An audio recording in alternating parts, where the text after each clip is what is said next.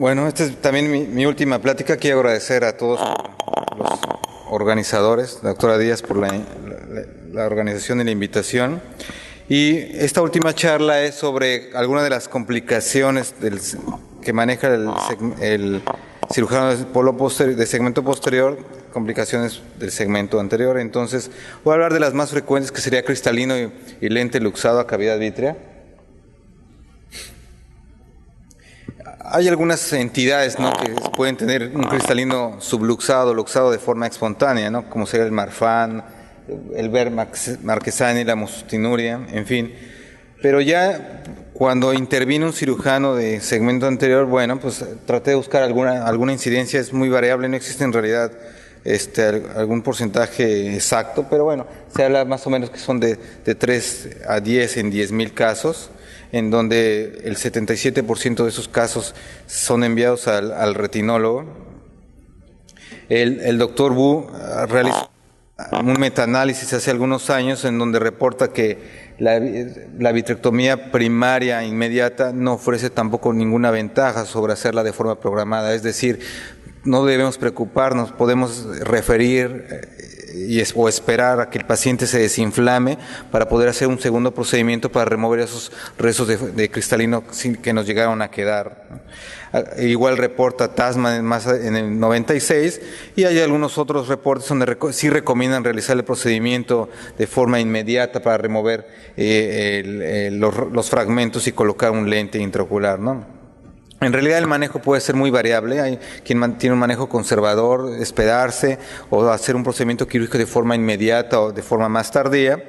Pero aquí lo importante es de que si vamos a decidir no tocar ese ojo en ese momento, pues hay que proteger a nuestro paciente, obviamente con el antibiótico, darle un antiinflamatorio de tipo esteroideo para desinflamarlo, cubrirlo y manejar hipotensores oculares, algún medicamento hiperosmolar para que no se hipertense el ojo, que seguramente se va a hipertensar por la misma de los fragmentos en la cavidad vítrea.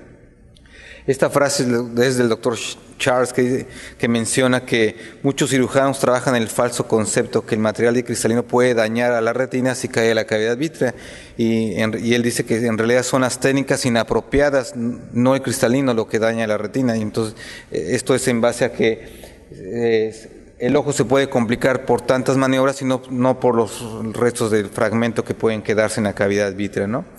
En cuanto a la técnica, pues si ya tenemos la complicación, aquí lo importante es que pues la herida quede bien sellada, reforzada si es necesario, tratar en la medida de lo posible limpiar la cámara anterior de los restos de cristalino y tratar de no dejar nada en segmento anterior si está dentro de nuestras manos. Si no, pues lo preferible es cerrar y esperarnos a un segundo tiempo y esperar que el retinólogo resuelva la complicación. Algunas causas de baja visual posteriores a este tipo de complicaciones sería pues un desprendimiento de retina en hasta un 22% de los casos, edema macular quístico un 28%, glaucoma 11%, y desgarros retinianos también están descritos hasta un 13% por el exceso de maniobras al ejercer tracción sobre el vítreo cuando lo llegamos a tener. Afortunadamente, desde la creación de los líquidos pesados, esto nos ha favorecido, nos ha ayudado a resolver estas complicaciones, ya que los líquidos pesados nos permiten proteger a nuestra retina, evitar y levantar esos restos de cristalino y trabajar más adelante para poder hacer nuestras maniobras y no dañar la retina, ¿no? Entonces aquí les traigo algunos videos de algunas complicaciones de este tipo que me han facilitado algunos compañeros míos, que afortunadamente son ya cada vez menos. Aquí a este cirujano, pues prácticamente de forma inicial se le fue el fragmento, bien no hizo ninguna maniobra extra, simplemente cerró. Entonces, como podemos observar, quedaron muchos restos de corteza. Afortunadamente, al no hacer tantas maniobras, el paciente se desinflamó bastante rápido, y lo que nos permitió es poder meter al paciente de forma más temprana. Aquí lo que hacemos es la vitrectomía anterior, tratar de remover lo que haya quedado de vitrio en cámara anterior e ir quitando esos fragmentos de corteza como si fuera pues la técnica de irrigación-aspiración, ¿no? Irlos quitando poco a poco, previa vitrectomía, para no ejercer ninguna tracción sobre el vitrio e ir limpiando cada vez más nuestro segmento anterior. Una vez que resolvemos esto, pues nos vamos ya a la cavidad vítrea. Afortunadamente, pues el cristalino no estaba tan duro, estaba muy hidratado, lo que nos permitió que con la pieza de vitrector pudiésemos remover estos fragmentos. Al estar tan blando, la posibilidad de que esto los restos dañaran la retina es poca, entonces a veces se pueden colocar o no líquidos pesados, entonces eso ya es de acuerdo al cirujano. Si el cristalino está muy duro, yo creo que sí sería muy importante colocar líquidos pesados para proteger nuestra región macular. Y un paso muy importante una vez que resolvimos esto es levantar la hialoides. Esto es muy importante, ya que si la dejamos puede ser un anclaje para desarrollar una membrana epirretiniana, ¿no? Entonces lo ideal es removerla. El proceso inflamatorio por la misma cirugía complicada y por nuestra vitrectomía puede desencadenar a desarrollar esta patología. Entonces siempre es aconsejable en la medida de lo posible levantar la hialoides y claro, revisar toda nuestra periferia perfectamente bien para ver que nosotros mismos o debido a la complicación previa, pues no se haya desarrollado alguna lesión periférica. También en la medida de lo posible se puede colocar el lente. Aquí afortunadamente, como el cirujano sabiamente ya no decidió hacer maniobras extras, el remanente era un remanente bastante amplio, lo que nos permitió colocar pues fácilmente un lente de 3 piezas sobre el remanente y obviamente el paciente le fue afortunadamente de forma muy satisfactoria y sin ninguna complicación más adelante. Aquí les muestro otro video de otra alternativa que se puede manejar. Aquí al cirujano se fue también prácticamente todo el cristalino, prácticamente no hizo nada de facomulsificación. Tenía al cirujano de retina en otra sala, entonces eso permitió que se pudiese resolver en este mismo tiempo quirúrgico. El cirujano de retina in vitro, pues como les expliqué en el anterior video, aquí lo importante es empezar a quitar todo ese vitro que nos pudo haber quedado en la cámara anterior, estar muy seguros que no quede ningún remanente, quitar los últimos restos de cristalino que hayan quedado en cámara anterior para después proceder a la cavidad vítrea. Aquí casualmente el paciente tiene algunos restos de hemorragia vítrea inferior, entonces pues, aprovechó y de una vez se removieron. El paciente era diabético o es diabético, entonces aquí la idea es que al ver que la dureza del cristalino pues, era mayor, pues decidió colocar líquidos pesados y llevarlo hasta prácticamente el segmento anterior para no tener la necesidad de ampliar una de las incisiones. No tenemos todavía una pieza de fragmentación calibre 23, así que tendríamos que haber ampliado la incisión de calibre 23 y esto nos permite pues evitar eso, ¿no? Llevamos el cristalino prácticamente a la cámara anterior, si se dan cuenta está la infusión abierta para mantener el tono del ojo y se pudo trabajar con la pieza de faco convencional, remover todo ese vitrio. Si se dan cuenta se removió bastante bien.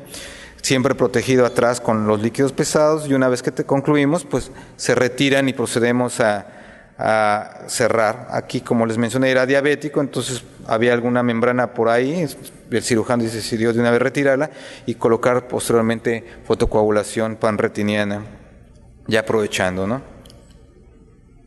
En caso de lente luxado, esto también no hay porcentajes también muy bien definidos, los encontré muy variables, se reporta hasta 1.85% de un lente luxado, tiene que haber forzosamente ruptura de cápsula posterior o una diálisis de zónula, es más difícil, más raro que suceda posterior a una capsulotomía o al trauma, pero bueno, está reportado. Aquí el manejo también puede ser muy variable, tenemos muchas alternativas que se pueden manejar en caso que se dé esto. Se puede remover el lente si ya no tenemos algún remanente o la cápsula posterior, o si existe algún remanente se puede colocar, se puede extraer el lente o recambiarlo, suturarlo a sulcus, suturarlo a esclera, fijar las patas a esclera, en fin, creo que hoy en día tenemos muchas alternativas para tratar de que nuestro paciente no quede en afaquia, ¿no? Y aquí les muestro otro video que creo es más ilustrativo. Aquí el paciente, este es un paciente que ya tenía antecedente de trauma, en aquel entonces desarrolló una catarata traumática, se colocó un anillo de tensión capsular y su lente intraocular. Había quedado bastante bien, pero nuevamente tiene un trauma. Entonces aquí el paciente se luxa el lente con su anillo de tensión capsular. Aquí decidimos hacerlo calibre 20 porque creímos que íbamos a necesitar hacer algunas maniobras extras. Colocamos una iluminación candelabro para poder tener un trabajo bimanual. Aquí la dificultad es que se fue todo el complejo bolsa, cápsula y anillo de tensión. Entonces aquí teníamos que separar las dos estructuras, ¿no? Entonces nos comenzamos a remover y quitar todo este tejido hasta lograr poder separar el anillo de tensión y el lente intraocular. Aquí mostramos cómo levantamos hacemos la incisión para remover levantar el lente intraocular, se le llevó a cámara anterior. Esta maniobra no es nada sencilla porque pues, es bimanual, la infusión está abierta, es calibre 20, el ojo se puede hipotenuzar más fácilmente, pero la idea es, por la misma incisión de Phaco previa, pues sacar el lente doblado que puede llegar a ser sencillo, pero a veces puede ser muy complejo. La dificultad iba a ser el anillo de tensión capsular, ya que es una estructura que en sí es redonda, ¿no? Entonces tiende a esa figura. Entonces no iba a ser nada sencillo sacarla. Se decidió también sacar por cámara anterior. Se hizo una incisión similar a la de la pieza de Phaco, pero en otro sitio, y la idea es retirarlo de forma circular. Entonces, llevando la misma forma, se saca por un segmento anterior, girándolo para tratar de no dañar en ningún momento la retina o el segmento anterior. Ok, se cierra la incisión, se retiran los líquidos pesados que habíamos terminado y bueno, aquí pues obviamente ante tantas maniobras hay que siempre revisar nuestra periferia y obviamente el paciente queda en afaquia, ¿no? Quisiera enfatizar algunos puntos importantes para que se lleven ustedes de la idea a casa en caso de que se lleguen a presentar este tipo de complicaciones. No hay que hacer maniobras heroicas, no hacer maniobras en exceso, no se preocupen, a veces le va mucho mejor a su paciente en 2 tiempos sin querer necesariamente que el paciente salga con su lente intraocular puesto. Yo creo que eso se puede hacer en un segundo tiempo y a veces facilita esto al cirujano de retina. Remover en la medida de lo posible los restos de fragmento tanto de cristalino y de vitro en la medida de lo que se pueda y bueno, siempre tener a un buen amigo de cirujano de retina y vitro cerca.